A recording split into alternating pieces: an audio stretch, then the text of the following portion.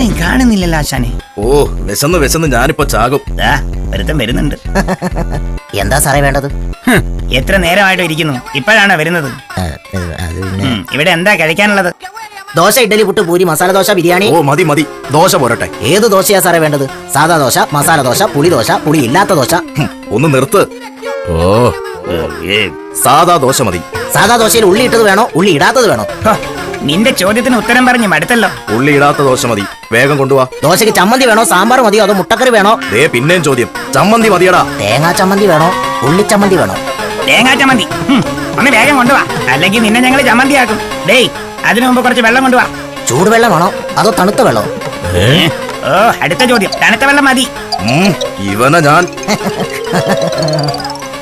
ഡേയ്, ഇനിയും നീ ചോദിച്ചോണ്ട് നിന്ന വിശന്ന് ഞങ്ങൾ ഇവിടെ കിടന്ന് ചാവും. എന്റെ അമ്മച്ചിയെ.